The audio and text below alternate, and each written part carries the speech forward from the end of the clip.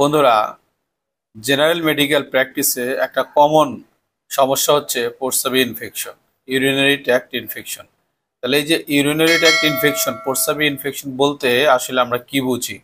এখানে কিডনির থেকে শুরু করে আমাদের প্রস্রাবের সর্বশেষ মাথা পর্যন্ত যদি কোনো সমস্যা হয়, যেমন হচ্ছে কিডনিতে ইনফেকশন হলো, বা কিডনির সাথে যে ইউরেটার আছে, লাইন আছে, সেটাই সমস্যা হলো, অথবা ব্লাডার আছে, ব্লাডারের সমস্যা হলো, বা প্রোস্টেটের সমস্যা হলো, অথবা ইউরেথ্রার সমস্যা হলো, যে কোনো জায়গায় যদি ইনফেকশন হয় সেটাকে বলা হয় ইউরিনারি ট্র্যাক্ট ইনফেকশন।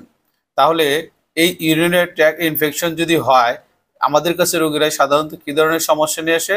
প্রস্রাব রিলেটেড সমস্যা। তারা বলবে যে তাদের প্রস্রাবে বিভিন্ন ধরনের সমস্যা। কি? প্রস্রাব বেশি হতে পারে, প্রস্রাব কম হতে পারে, প্রস্রাব লাল হতে পারে, প্রস্রাবে জ্বালাপোড়া করতে পারে, এবং হচ্ছে পেটে ব্যথা হতে পারে, সাথে জ্বরও থাকতে পারে। এবার জানা যাক যে কাদের প্রস্রাবের ইনফেকশন বারে বারে হতে পারে। সাধারণত বয়স যাদের কম এবং ফিমেল পেশেন্টদের প্রস্রাবের সমস্যা বেশি হয়। যাদের কিছু অসুখ থাকে তাদের ক্ষেত্রেও প্রস্রাবের সমস্যা বারে বারে হতে পারে। সেই অসুখ কি কি হতে পারে বা কি কন্ডিশন, সেই ব্যাপারে কথা বলবো। যেমন ধরেন, ছেলেদের যদি প্রোস্টেটের সমস্যা থাকে, প্রোস্টেট যদি বড় হয় তাহলে দেখা গেলো যে প্রোস্টেটিক হাইপারপ্লাসিয়া, তাহলে সমস্যা হবে।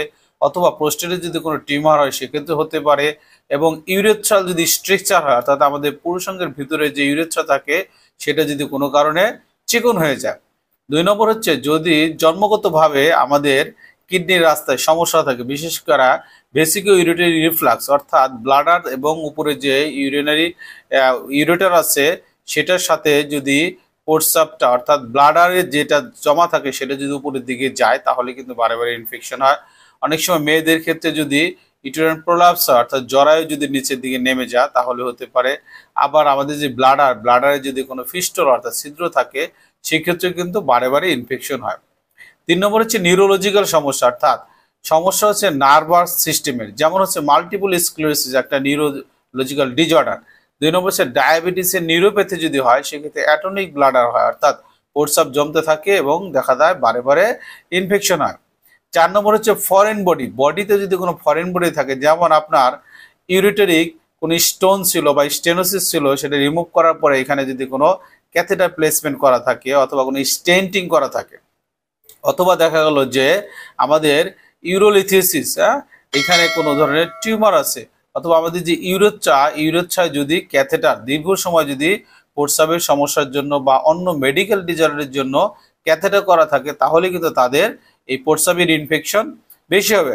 ফাইনালি হচ্ছে আমাদের যে ইমিউন ডিফিসিয়েন্সি, অর্থাৎ রোগ প্রতিরোধ ক্ষমতা যদি কমে থাকে, বিশেষ করে যদি মেয়েদের অ্যাট্রোফিক ইউরোথাইটিস হতে পারে, অথবা ভ্যাজানাইটিস হতে পারে আফটার মেনোপজাল স্টেজ, অর্থাৎ পোস্ট মেনোপজাল স্টেজে, তাহলে আমরা দেখতে পেলাম যে প্রস্রাবের ইনফেকশন বারে বারে হওয়ার জন্য অনেকগুলি ফ্যাক্টর দায়ী। সেই জন্য যাদের প্রস্রাবের ইনফেকশন একবার হয় তাদের বারে বারে হবে কিনা এ ব্যাপারে আমাদেরকে ইভালুয়েশন করতে হবে, অর্থাৎ খুঁজে দেখতে হবে যে যেই কথাগুলো আমি বললাম সেই ধরনের কোনো সমস্যা তার ভিতরে আছে কিনা।